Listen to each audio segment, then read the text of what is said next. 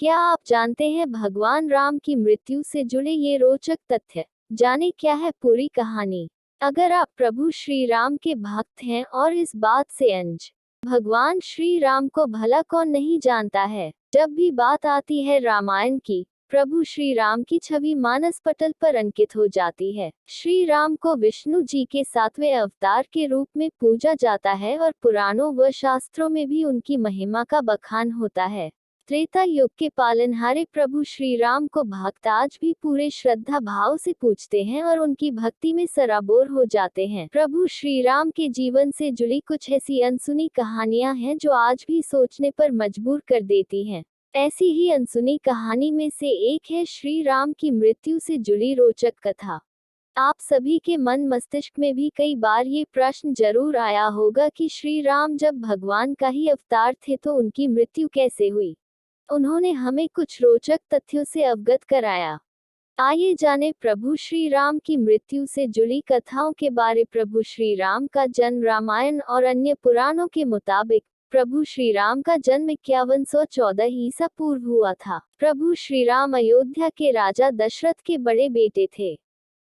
उन्हें भगवान विष्णु का अवतार कहा जाता है। यही नहीं, उनके विशेष कृत्यों की वजह से उन्हें मर्यादा पुरुषोत्तम के नाम से भी जाना जाता है। प्रभु श्री राम से अयोध्यावासी काफी प्यार करते थे और उनके वनवास जाते ही वो अत्यंत दुखी हो गए। जाने कहाँ करती है ये वास कैसे हुई प्रभु श्री राम की मृत्यु। पहली कथा। प्रभु श्री राम की मृत्यु से जुड़ी कई कथाएं प्रचलित हैं। एक कथा के अनुसार सीता ने अपने दोनों बच्चों लव और कुश को प्रभु श्री राम को सौंपा और धरती माता के साथ जमीन में समा गईं। सीता के जाने से प्रभु श्री राम इतने दुखी हो गए कि उन्होंने यमराज से सहमति लेकर सरयू नदी में जल समाधि ले ली। इसे जरूर पढ़ें। सिर्फ एक वजह से रामायण में सीता जी को देनी पड़ी थी अग्नि परीक्षा। जाने क्या। भगवान श्री राम ने धरती पर 1000 वर्षों से भी ज्यादा समय तक शासन किया। अपने इस लंबे शासनकाल में भगवान राम ने कई ऐसे काम किए जिन्होंने हिंदू धर्म को एक गौरवमयी इतिहास प्रदान किया।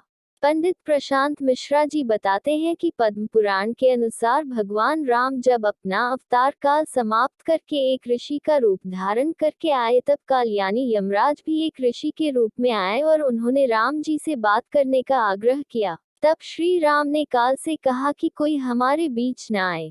उस समय प्रभु श्री राम ने भ्राता लक्ष्मण से कहा कि वो एकांत चाहते हैं और काल से वार्तालाप करना चाहते हैं, इसलिए आप दरवाजे पर खड़े हो जाएं जिससे कोई भीतर प्रवेश न कर सके। इतनी देर में ऋषि दुर्वासा वहां आ गए और राम जी से मिलने का आग्रह करने लगे।